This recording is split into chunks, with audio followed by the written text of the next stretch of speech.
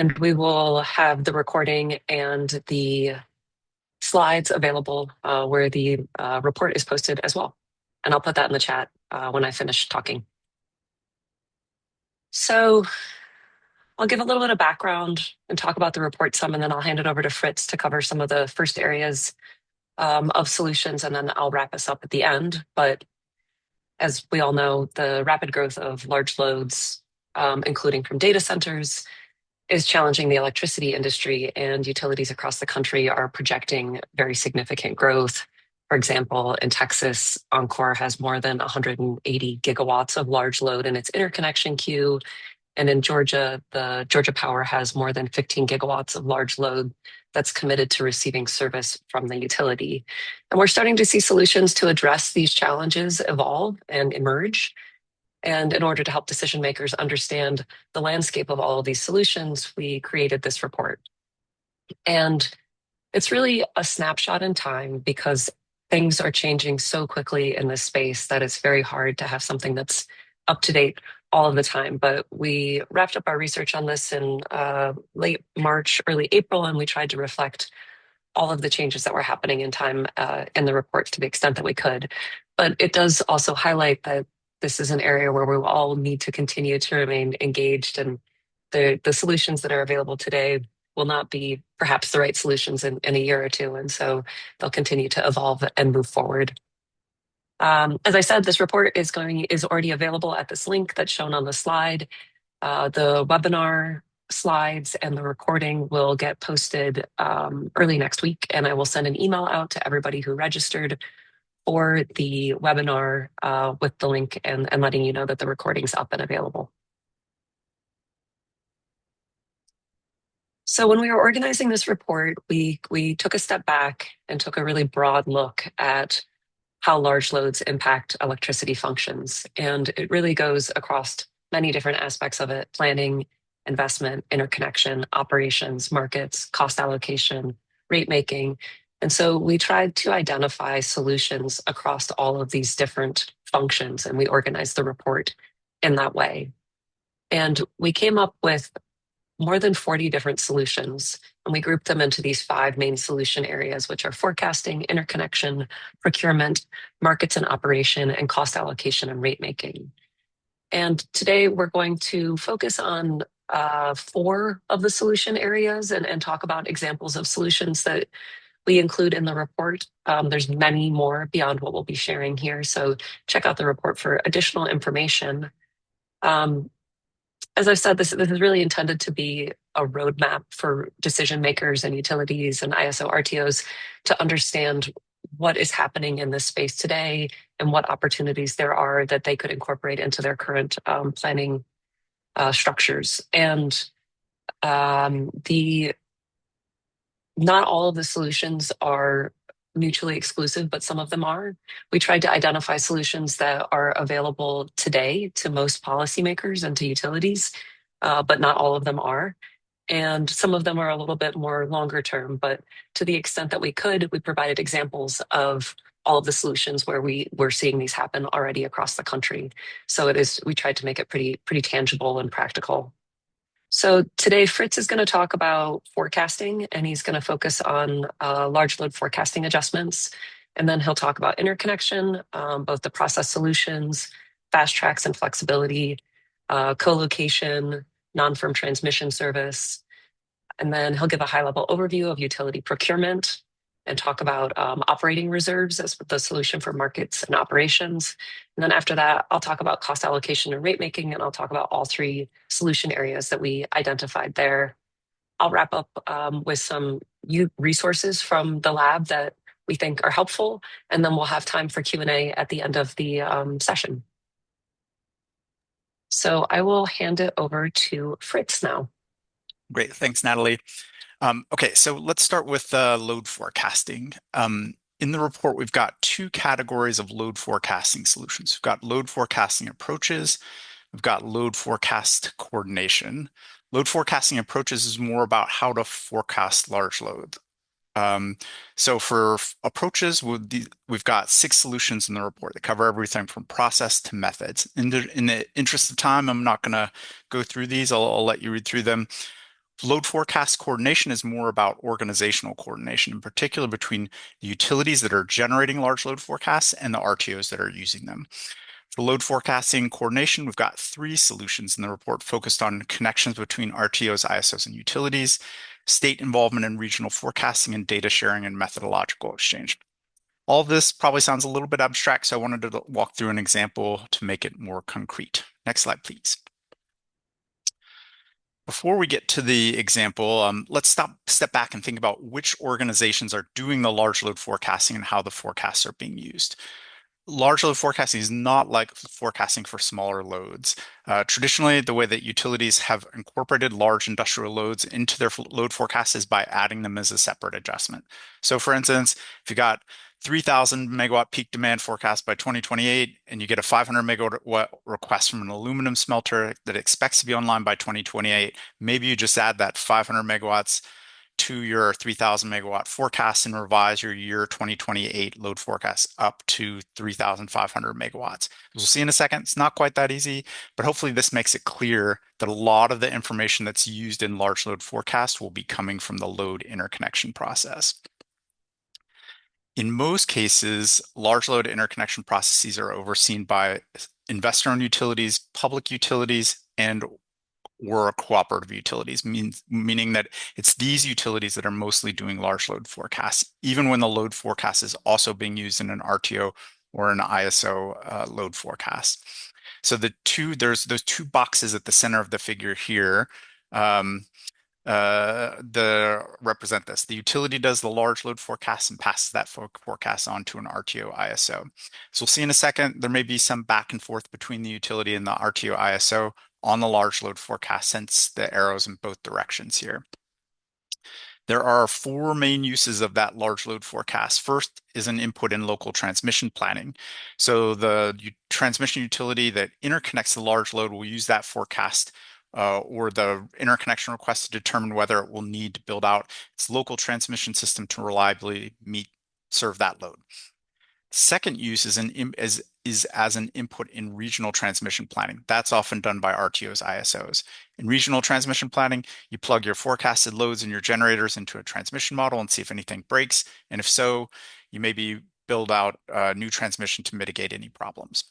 How regional and local transmission planning interact varies quite a bit by region. In some cases, pretty opaque, but it's going to become a lot more important due to large load growth. I'm not going to talk a lot about it, but we can come back to that in the Q&A if there's interest. The third use of the large load forecast is in utility resource planning, everything from formal integrated resource planning to internal generation planning. That's more of a utility thing, often with state regulatory oversight. Fourth use is in regional resource adequacy. So think RTO ISO capacity markets, or in California and SPP regional resource adequacy requirement. Here too, there's an interaction between what's going on locally through resource planning and regional resource adequacy. But what I want you to appreciate is that once these large load forecasts start to be used in regional capacity markets and regional transmission planning, they involve much more complicated cost allocation. Now we're talking multi-utility, even multi-state, rather than just a single utility. And organization and politically, a big part of that challenge is that the large load forecasts, again, are coming from a local utility, but the implications of load forecasts there are going to be regional. Next slide, please. Let me walk through how this large forecast coordination process works in PJM. I think this will illustrate kind of both the challenges and the potential solutions to load forecast coordination. PJM's load forecast now involves four main actors. We've got PJM in light blue. We've got electric distribution companies and load serving entities, or EDCs, LSCs, that's PJM speak, in reddish brown. We've got relevant electric retail regulatory authorities, or RERAs, that's in green, and a consultant in yellow. PJM starts this process off with the traditional base load forecasts. EDCs, LSCs then submit requests for large load adjustments to that base load forecast. In this latest cycle, the RERAs will have an ability to review the EDC, LSC adjustment requests. Then PJM modifies, and recently that would be a derate, a downward modification of these adjustment requests using methods we'll talk about in a second. The third-party consultant, again, in this cycle, does its own independent forecast using inputs from PJM, but also looking kind of more nationally at national trends. And then all of this comes together in a final load forecast that PJM uses for its capacity market and for its regional transmission expansion plan. Part of this process that I want to focus on is the modifications piece. Next slide, please.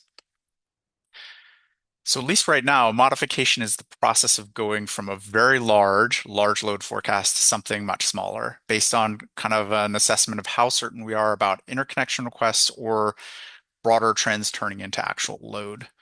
PJM has very diverse EDCs and LSEs. We've got vertically integrated utilities, restructured utilities, municipal utilities, and rural cooperatives. Each of those operates in a different state regulatory environment or a local regulatory environment.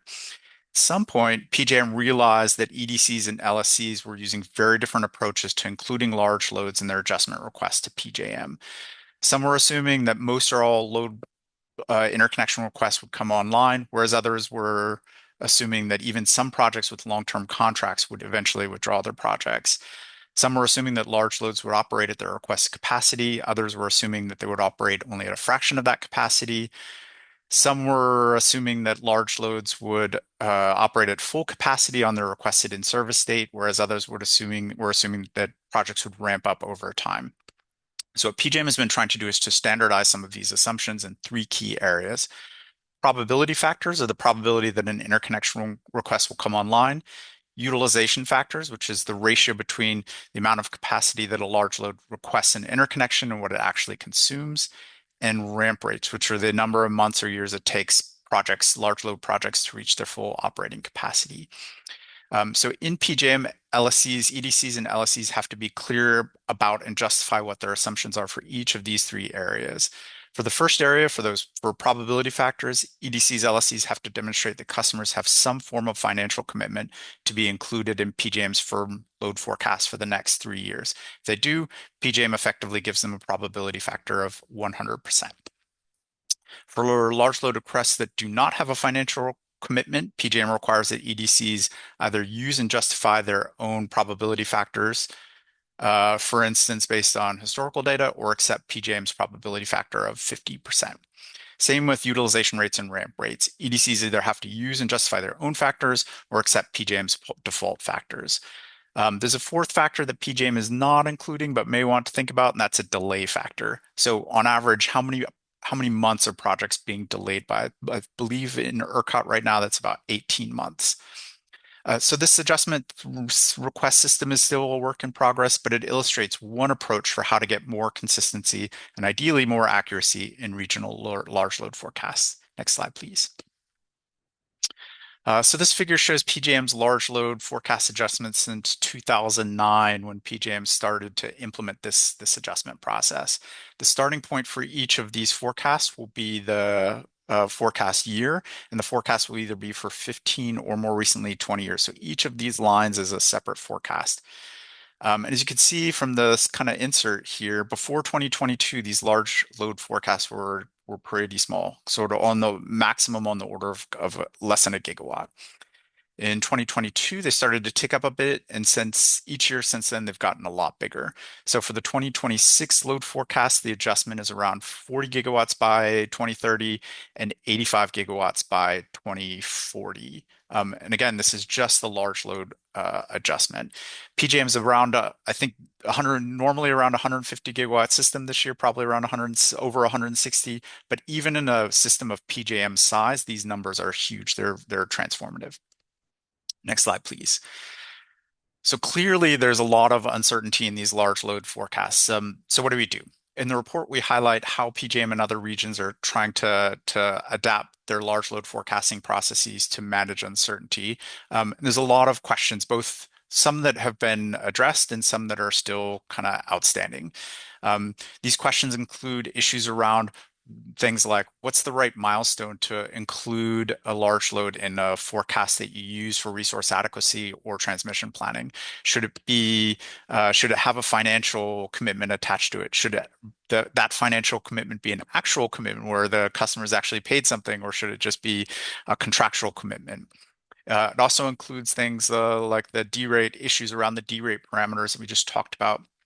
issues around data transparency, links to interconnection between interconnection and forecasting, and alignment with planning processes, and ways to manage uncertainty in planning through scenarios. But as we'll see in a second, these issues around forecasting also include questions about cost allocation. So if large loads are going to pay for most or all of their own generation and transmission infrastructure, maybe we care a little bit less about forecast error and stranded assets. But hopefully it's clear from this that managing large load forecast uncertainty is not the kind of problem that you just fix and forget. It's the kind of problem that requires a lot of ongoing problem identification and problem solving. Next slide, please. The next area that I wanted to talk about is load interconnection. The way that we set this up in the report is more focused on interconnection processing. But as you'll notice as we go through that there are several of these categories that overlap with economic efficiency and cost allocation. We've got 5 categories and way too many solutions here, so let me just quickly summarize them. First, we've got load interconnection processes. The solutions here focus on developing streamlined load interconnection processes that are more transparent and are more coordinated with transmission planning, more coordinated with resource adequacy, and also more coordinated with resource planning and operations. Second, we've got fast track services that allow large loads to come online before the generation and transmission needed to reliably serve them is in place. These are a mix of load curtailment services and pay-to-play services, meaning that if you bring your own generation and transmission, you can come online more quickly. The third category is a more permanent form of load curtailment service, kind of akin to energy resource interconnection service for generators, where loads use the transmission system on an as available basis.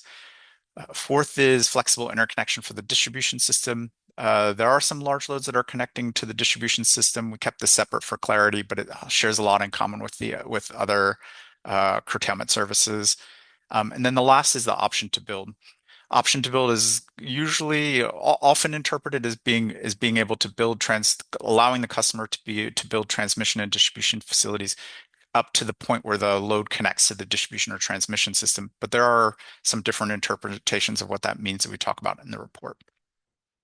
I'm going to talk about 2 of these in more detail: load interconnection processes and fast tracks and flexibility. Next slide, please. Okay, so first, load interconnection processes. This figure shows a generic load interconnection process. You start with an inquiry, then if you're still interested after talking to the utility, you might submit a formal request to the utility. You then enter into some sort of form of study process where the utility determines whether you're going to have an impact on the system and whether that impact needs to be remedied. For smaller utilities that are in a large utility balancing area, this kind of study requires a coordination between the load serving utility and the transmission owner. This can get a little bit complicated. We can talk more about that in the Q&A if there's interest. Once the studies are completed, you sign some form of agreement. This is often not called an interconnection agreement, but that's probably the most intuitive description of it. And in the interconnection agreement, you agree to pay for interconnection facilities and most likely make some longer term commitments to the utility. Once that interconnection agreement is signed, all of the transmission infrastructure needed to connect you up to the grid gets built. You then enter into service. So lots of utilities follow a similar process as this, but at least until recently, this process was kind of ad hoc. It was a little bit like going to a restaurant where, at best the menu was 100 pages, maybe a couple hundred pages, and rather than trying to use the menu to order whatever you wanted, your server just walked you through what your requirements were and what your options were. And that might be okay when you just have a couple of large load customers, but as you start to get more and more large load customers, you really need to have a structured process. That structured process should have clear and distinct steps or stages with timelines for each, clear deposit requirements and financial requirements at each stage, at least some documentation of study methods, and a clear articulation of reliability standards and how they're going to be enforced, who's going to enforce them, and how they're going to be enforced. There is an interesting and timely question about how standardized load interconnection processes should be. So when I put together these slides, it was not yet clear how FERC would shape its order around large load interconnection. Based on FERC's recent show cause order, it does look like FERC is leaning toward not developing a national standard large load interconnection process. but it's not quite clear how much standardization is desirable, both kind of from FERC and just more generally at, say, an RTO level. And it's important to be clear about what we mean by standardization. Should there be, for instance, should there be common reliability standards for large load interconnection? Hopefully, for that, it's clear that the answer is yes, and it seems like we're moving in that direction. Should there be common steps or deposit requirements or common study methods? Kind of less clear. But at the very least, the report argues that it's helpful to develop a clear, streamlined process that has some amount of external transparency. Then at least regulators and customers have more visibility into what's going on, and it's easier to compare what's going on across different transmission owners. My guess would be that even without kind of a more of a top-down approach from FERC, over time there'll be more bottom-up convergence in approach across utilities. Next slide, please. Let's move on to fast tracks and flexibility. So fast tracking large loads means that we bring them online before we're really ready for them, which implies that they have to commit to some level of flexibility. We're going to use the term curtailment service instead of flexibility. Curtailment to me sounds a little bit less rosy than flexibility. Curtailment means that you may have wanted to consume power, but for operational reasons you can't. You're going to have to reduce your load. There are different categories of load curtailment service. There's a temporary form of load curtailment service. The idea with this one is that you agree to be curtailable until the transmission needed to serve you reliably at all times and the generation needed to supply you reliably at all times is complete.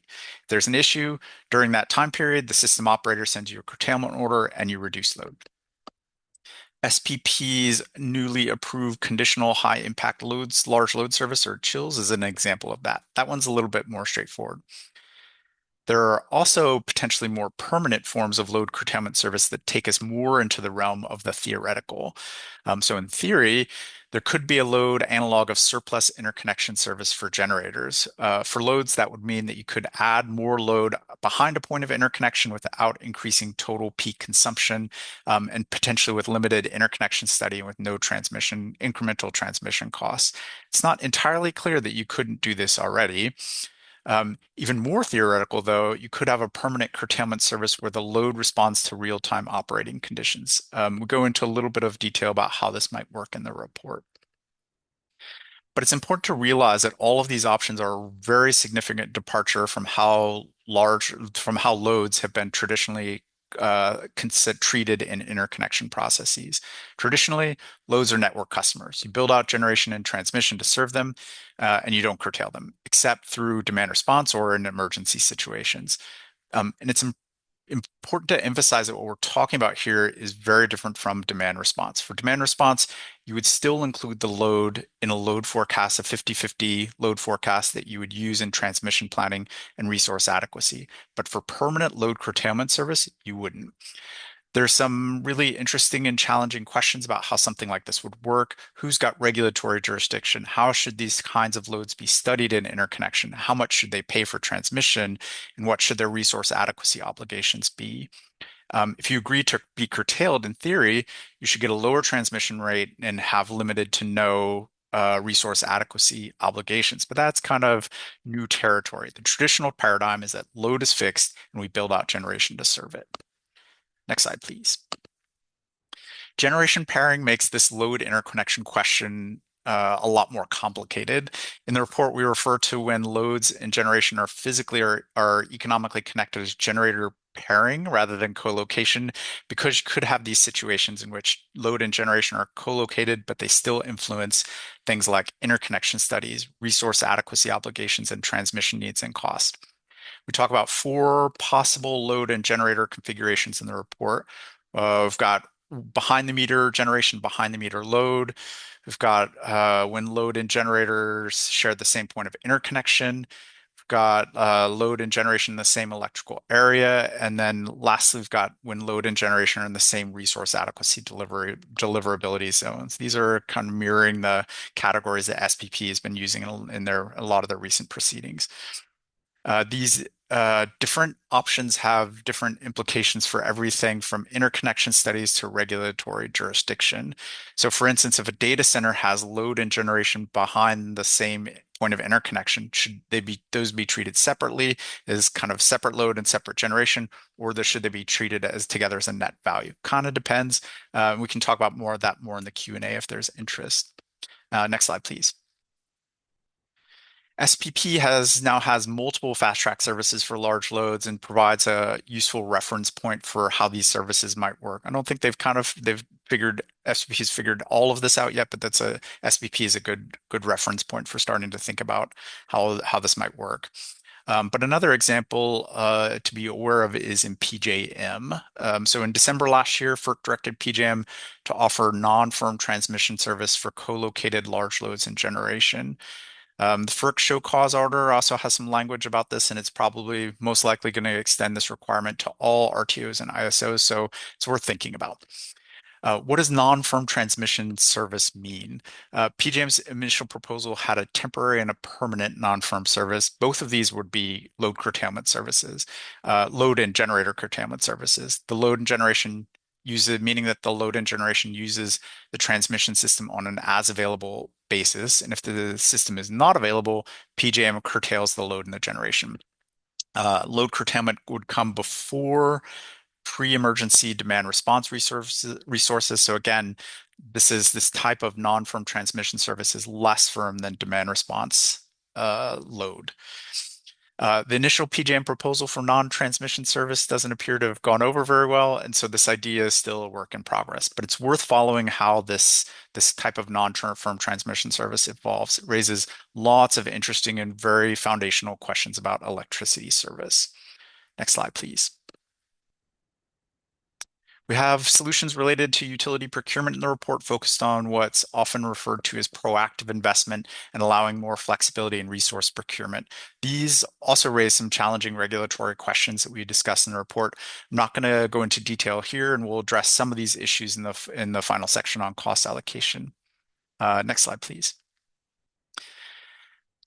The last section that I'll talk about is markets and operations. This section is probably the largest outlier in our solution set. If we're talking about speed to power, how are markets and operations relevant? The idea with these solutions is that they try to get out in front of operational issues before those issues arise so that they don't become bottlenecks later on. We've got two solution areas here. The first is energy markets and transmission service, and the second is operating reserves. Next slide, please. I'm going to go into a little bit more detail on operating reserves to try to make this less abstract. So operating reserves are reserves that system operators hold to deal with real-time variability and uncertainty. In theory, large loads could increase that variability and uncertainty, and thereby increasing the need for operating reserves. This does appear to have happened in ERCOT. So ERCOT saw and has seen an increase in the need for regulation reserves that was likely driven by large loads starting in 2023. The figure here shows the number of intervals in which ERCOT was essentially short of regulation reserves. In general, there are a couple different ways in which we could deal with these operating reserve challenges. One, we could implement new interconnection standards that would limit the short-term variability of large loads. So one thing that people have talked about is requiring ramp limits. Effectively, what that does is pushes this operating problem back to large loads and forces them to figure out and pay for solutions. Societally, that might be a pretty expensive way to resolve some of these problems. We could also just procure more operating reserves and in some cases if we need to, create more operating reserve products. But that raises this thorny question of who should pay for incremental reserves and how to set up reserve cost allocation so that cost causers pay. Changes in reserves and reserve cost allocation, just in more generally changes in markets, usually go through stakeholder processes and take a lot of time. So these are things that require a relatively long runway and are useful to start thinking about sooner than later. A lot of the solutions that we're going to talk about today fall into that category. It's useful to start seeing, even if these are not immediate problems, it's useful to start thinking about them earlier and developing solutions around them earlier rather than later. So with that, I will pass back to Natalie. Thanks, Fritz. So we will move to our last solution area, which is on cost allocation and rate making. And these solutions focus on adjusting cost allocation methods and developing new large load tariffs and creating wholesale or wholesale-like arrangements for large loads. And we identified 9 different solutions, and I'll touch on all of those today. I'll start off with cost allocation. So cost allocation is the process in rate making that determines what costs are assigned to what customers. And one opportunity that states have is to review what their current cost allocation factors are for each type of service, generation, transmission, and distribution, and determine if they're aligned with customers causing those costs and if historic approaches are appropriate for data center loads or other large loads that have a unique impact on the grid. And there's several states that are in the process of this. This is just a few of the examples. In Texas, the commission is considering if allocating transmission costs based on 4 CP or 4 coincident peaks is still appropriate, or if it should be switched to a 12 CP approach. And earlier this month, the commission staff recommended shifting to a 12 CP using a 30-minute interval. And I do not believe the commission has ruled on that yet, so that's ongoing.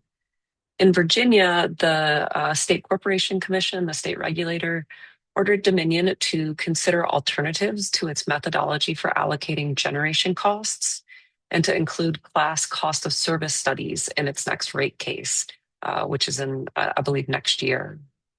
And then in Oregon, the Oregon PUC approved, I think in May, Portland General Electric's peak growth modifier, which is looking at cost allocation and basing it on coincident peak and peak demand growth as well. And one other example that's not shown on the slide is from Michigan. The Public Service Commission required Consumers Energy to file 6 prescriptive cost allocation and rate design proposals in its next rate case, including changes from allocation based on 4 CP, 4 coincident peak, to allocation based on monthly coincident peaks or 12 CP. So lots of states starting to consider this and have a lot of different discussions happening around what is good and why in each of those jurisdictions. The second method that states are considering with cost allocation is direct assignment of costs, which can address concerns about cost impacts of new infrastructure requirements by directly assigning some of the costs to large loads. And those directly assigned costs could include the cost of facilities to connect the load to the grid, so interconnection type facilities, or the cost of new generation, transmission, and distribution capacity that would not have been planned and built but for the new customers. So the direct assignment of interconnection facility costs is much more straightforward because it's easy to see that those facilities are not benefiting other customers. But when you start looking at direct assignment of other costs that would not have been built but for these customers, it gets a little bit more nuanced. There's a variety of mechanisms that can be used for customers to pay for directly assigned costs, such as rates or upfront payments. The direct assignment cost can be mandatory. For example, on the left, East Kentucky Power Cooperative, the customer is required to pay for 100% of all costs, expenses, losses, and liabilities incurred or expected to be incurred by the co-op for new, upgraded local or regional transmission facilities, distribution, and related infrastructure, including substations. So very, very prescriptive and very clear of being inclusive of all costs. It could also be voluntary and tied to incentives. So in the middle, we have PG&E's Rule 30. It establishes a framework for transmission level interconnection that requires large loads to make upfront advances for service facilities, interconnection upgrades, and network upgrades, with refunds issued for up to 10 years. And if customers terminate their service early, they forfeit those remaining refunds. But it does offer them a place, an accelerated pathway to access to the transmission system for participating in this rule or taking service under this. And then in Michigan, the commission required consumers to consider different direct assignment in their next rate case. So as part of that same order that I was mentioning earlier. And then one other example that I don't have on here is from Pennsylvania. The commission approved a large load model tariff in April, and the order recommended that all utilities in the state assess contribution in aid of construction for new customers that recover all interconnection costs, including network transmission upgrade costs that would otherwise not have been constructed. The second solution group that I'll cover is wholesale rates for large loads. And this can provide additional flexibility and risk mitigation for managing large loads by isolating the generation costs of large loads from other customers. The first example is opportunities for wholesale rates under retail service. One option is that a utility can form an unregulated wholesale generation company to serve the large loads, with the customers still buying power through the regulated utility. And this can reduce stranded asset cost risks for existing customers by shifting the fixed cost recovery risks to unregulated wholesale companies and the large loads. But it may also introduce competition concerns and additional risks from the regulated arm of the utility. And this is an example from Indiana, from NIPSCO, where they created their GenCo, which will build generation and provide electricity to the large load customers. NIPSCO will pay the GenCo through a power purchase agreement that's intended to create that isolation of the cost of the new generation assets from its existing customers. Utilities can also offer wholesale rates that include market-based charges, which can isolate large load customers by separately procuring the capacity, energy, and ancillary services needed to serve them. The example we have for that is in Missouri. Their special high load market rate is based on SPP's hourly day ahead market price at a specified load node. And the generation capacity charge portion of the rate's based on wholesale capacity costs. And Evergy, when this was approved, is required to periodically determine whether the incremental cost of service for these customers exceeds the amount that it recovers from these customers. And if so, to recover any revenue shortfalls from those customers, so to make sure that the other residential commercial customers are held harmless. The second wholesale rate example is direct access programs. And this allows for limited or full direct access, enabling the customers, the large load customers, to choose their suppliers and pay a wholesale rates for transmission and, where applicable, distribution. So there's a small number of states, including Michigan and Oregon and Virginia, that have direct access programs that are limited to larger customers with no retail competition allowed outside of these programs. So Michigan allows customers to choose a supplier, and that's capped at 10% of utility sales. Oregon allows all non-residential customers to purchase electricity from a PUC-approved electric service supplier for generation and transmission services. And in Virginia, they allow electric customers with annual demands of more than 5 megawatts to shop for competitive electricity supply. The direct access programs can address some concerns around wholesale competition and stranded costs, but they can result in some loss of state regulatory control. And if they're not already in place, will likely require some enabling legislation. The last solution set that I'll talk about is large load tariffs. And historically, large load industrial customers took electricity service under a general tariff with a large industrial rate class, or utilities established service rules for larger customers through special contracts that were often developed on an ad hoc basis. And there's pros and cons to both tariffs and special contracts. Tariffs can limit the utility's ability to set terms and conditions that are tailored to the customer's needs. And special contracts can be limiting because they can require significant time and resources for commission staff to develop these, or to review them, for the utilities to develop them, staff to review them, and can have high transaction costs and also lack transparency pretty often. So to address those limitations, a lot of states are developing large load rate classes or tariffs or standard contract terms and conditions that are tailored to these loads. And there's several different elements of large load tariffs that are prevalent, including clear eligibility, which is what this slide's about. And there's two eligibility requirements that are shown on this slide. The first one is size, and the second one is load factor. As you can see from the example shown on the slide, the size range is pretty significant, and there's limited explanation as to why The size range is so broad. It could be based on the impact on that specific part of the grid. It could be about managing a specific quantity of paperwork or to minimize the amount of gaming or transparency that's occurring. So it's kind of a not a lot of explanation being provided about why these sizes are what they are. For the load factors, the utilities might require a specific load factor, which is the ratio of average load to peak load, and they can require the customer to keep that load factor to maintain it and they express it as a minimum threshold. And the minimum load factor thresholds are generally ranging in the tariffs that we're seeing between 60 to 85%. And there is a little bit of explanation that we're seeing in some of these large load tariff requirements.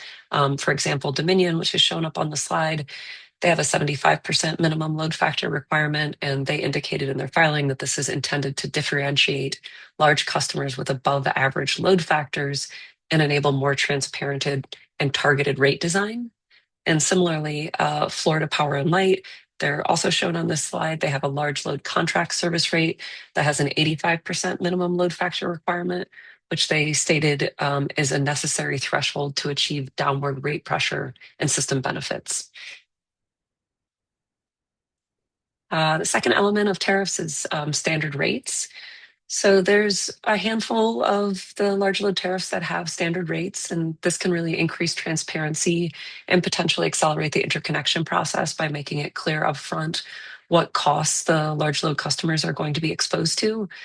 And it could help reduce transaction costs between the utility and the customer and the commissions or the regulators.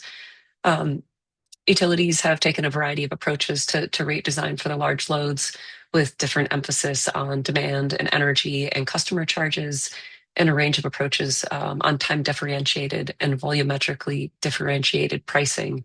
And those are shown on these two slides with El Paso and Grant Public Utility District. The third element of the tariffs is risk mitigation, and this is very, very common in the tariffs that we're seeing. And these are designed to provide the utility and consumer protections. Examples of these risk mitigation measures are upfront payments and exit fees, collateral and credit requirements, minimum contract lengths, minimum load ramp rates, modification rules, minimum billing demands, contribution in aid of construction, interruptible service requirements. So there's a whole bunch of different elements that are really designed to mitigate risks. And they can be designed to scale with growth in the large loads so that they can efficiently and effectively be implemented as the number of large loads come onto the system and the quantity of that load increases. And often these measures are working in tandem and can sometimes have overlapping effects, making it important to approach risk mitigation from a portfolio perspective as these tariffs are being designed. And my last element that I'll talk about with large load tariffs is interruptible service, which can also be thought of as flexibility. Large load tariffs have many terms that allow utilities to interrupt service during periods of system stress. Some utilities require large loads to take service under a tariff with interruptible service requirements. And in other cases, these tariffs are an opt-in and are similar to a demand response type program. Interruptible tariffs can provide additional operational flexibility to utilities and avoid impacts on other customers, particularly when large loads are a significant share of a utility's total load. I have three examples that are shown here. The first one's Idaho Power. It requires some customers to participate in their speculative high density load tariff, and it requires that the utility be allowed to curtail up to 225 hours of the customer load annually. The next example isn't approved yet. It's from Minnesota, Xcel Energy, or at least I don't think it's approved yet. Xcel Energy, at the direction of the commission, proposed a large generation time of day and large peak controlled time of day service option.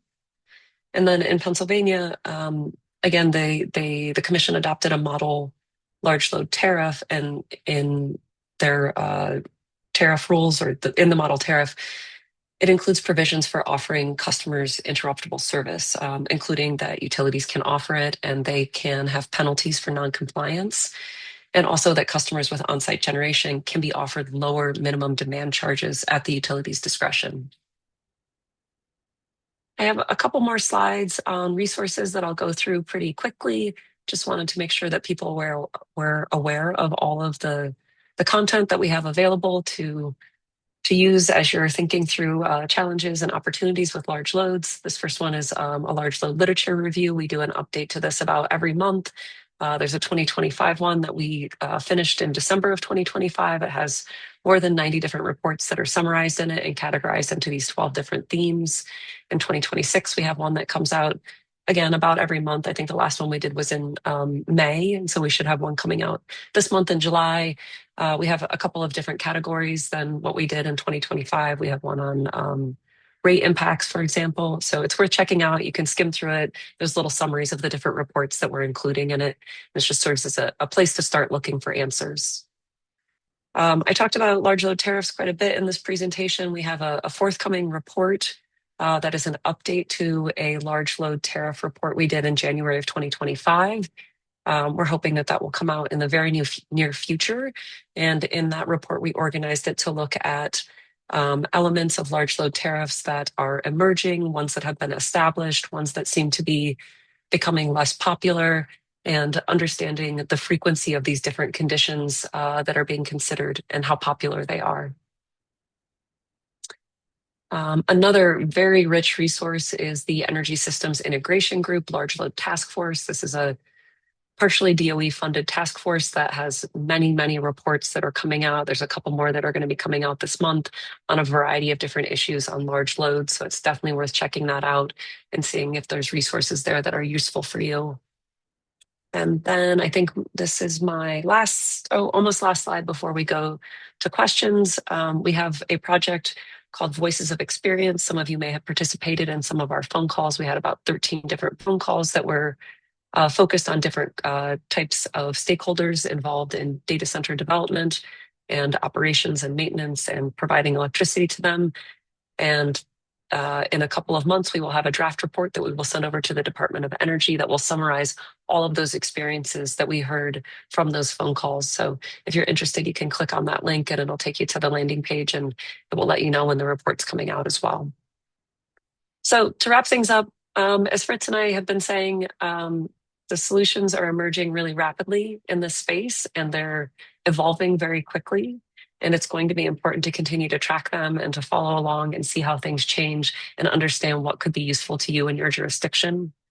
Transparency is a theme that we saw across many of our solutions, both large load tariffs, load forecasting, et cetera, making it clear to your stakeholders, to the utility, to the regulators, what is happening within these different aspects is very important and something that seems to smooth the process and accelerate interconnection.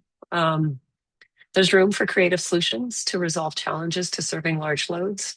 We're facing a lot of challenges that we have known about for a long time, and we are creating new solutions. And it's really an opportunity to think creatively about how we can move our grid forward and continue to make it affordable and reliable.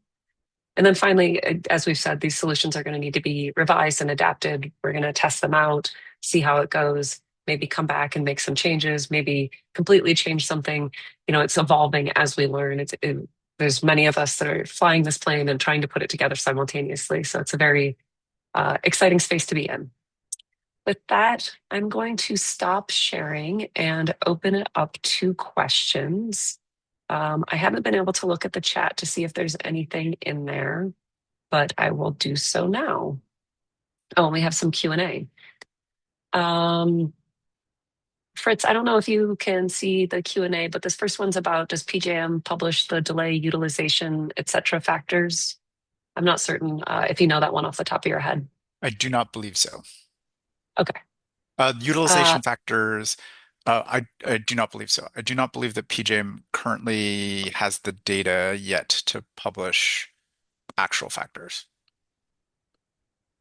The next question we have concerns with the curtailment term. A facility may curtail load from utility, but that does not necessarily mean that the customer is curtailing its activity of using storage or on-site batteries.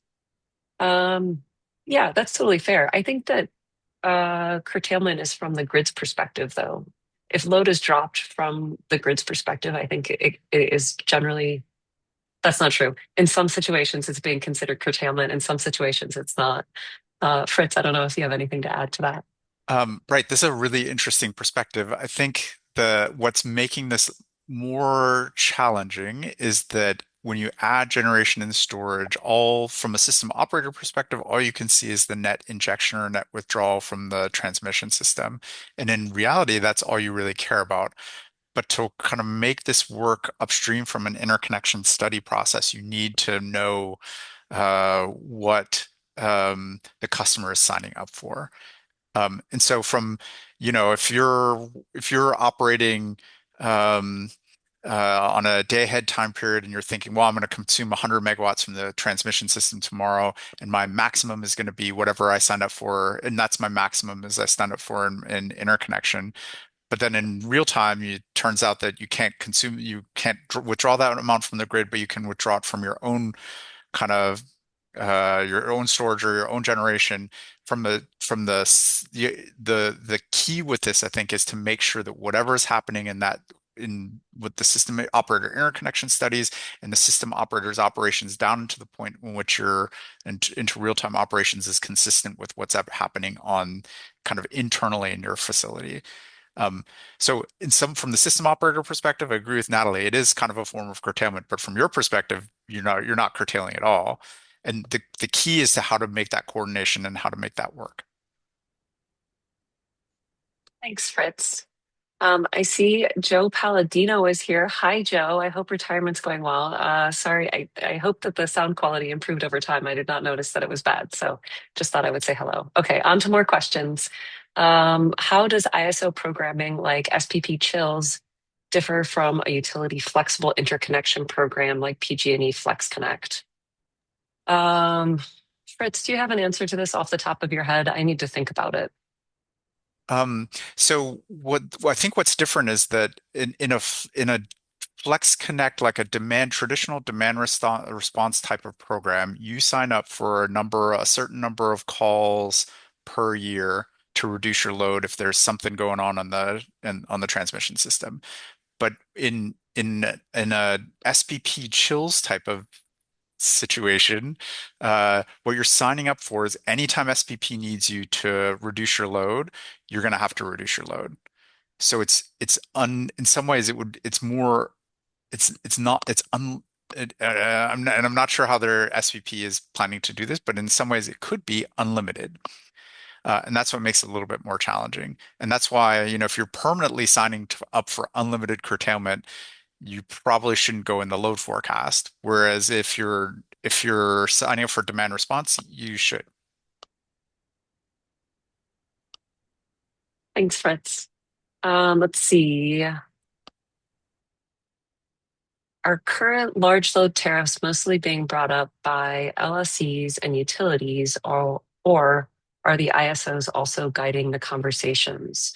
All of the large load tariffs that I've been tracking are from load serving entities and utilities and are not part of ISO conversations, but that does not mean that that will not be changing in the future. Let's see. What's the role of state PUCs and PSCs in regulating or implementing flexible interconnection? Much of the discussion seems to focus on RTO ISOs and LSEs. Fritz, you get to go. Sorry, I'm trying to read at the same time. Can you repeat the question? Yeah, PUC regulations of what's the role of state PUCs in regulating flexible interconnection? I think there's a really quite interesting and open question about how this works. Right now, there's two parallel tracks, right? We've got the what's happening in with the co-location space and in PJM and the SPP space, and then there's what's happening under data center tariffs that are with flexibility requirements. And it's not clear to me which of these is going to be the path forward, but they kind of do different things. Um, but and you could imagine them existing simultaneously, but it's not clear to me which of these will have the most significant weight going forward? Which of these will be the largest source of flexibility going forward? We have a lot of questions. So I'm trying to look through them to see. I don't know, Fritz, if there's any that you're reading that you want to answer. It looks like we had a clarification from PG&E about Flex Connect. That's in the chat that everyone should be able to see. Um, let's see. Are you evaluating impacts on traditional demand response where flexible curtailment is adopted? We're not evaluating impacts at all, but in the solutions that we're looking at, the I think the I'll probably butcher this, but Fritz can correct me. But I think that demand response would be occurring after flexible curtailment, and so it would be a resource that comes after people who have agreed to take non-firm service. But Fritz, you can fix up that. That's right. Let's see, forecasting. How do you handle short-term and long-term forecasting given the probability of occurrence of high intensity random perturbations on the demand side? Can maybe enough reserve capacity with some form of storage handle this? And is it really a dynamic optimization problem? I do not have an answer to that one. That's a great question. I think the key with this is to make sure that the incentives are there so that customers can play a role in managing that variability as well. And the trick is the way that reserve costs are typically allocated right now is just based on usually based on load ratio share. And if you're gonna try to give people incentives to help you solve the problem, you probably need to change the way that you're setting up reserve prices. I think that is potentially, or to create new products where they can help customers can help you out a little bit more. I think that's um, a really interesting area, and I think it's also really challenging. So it's one of those things that you got to start early. There's a couple of different comments about the slides and the report, and I realized I never put the link in the chat. You can download the report, and I'll email everyone that is registered for the webinar the link to the landing page where the report and the webinar recording and the slides will all be located. Those will get posted next week. Um, People can't see the chat, so they want to know what the clarification was. Let's see. Oh, I'll Flex read it out. Connect. Oh, go for it. You go. Okay. FlexConnect operates by providing day-ahead dynamic operating envelopes generated from available capacity on a constrained distribution circuit, a bit different than traditional DR program. So it's There more was of an a, yeah, it's more of a, less of a kind of a call thing, a call type of service, and more of a, here are your operating limits on an ongoing basis. We're about at our time. There was one question that I didn't answer about if there's large load tariffs in Oklahoma.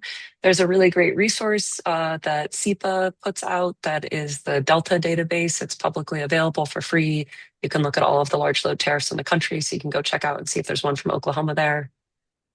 Fritz, you get the last word. Any particular question you want to answer? No, thank you all for joining. And I hope that we can continue this conversation. This is, as Natalie said, this is something that everything is changing so rapidly. There's a lot of room for creativity and deeper thinking about this stuff. So thank you all for joining, and I hope we can continue the conversation.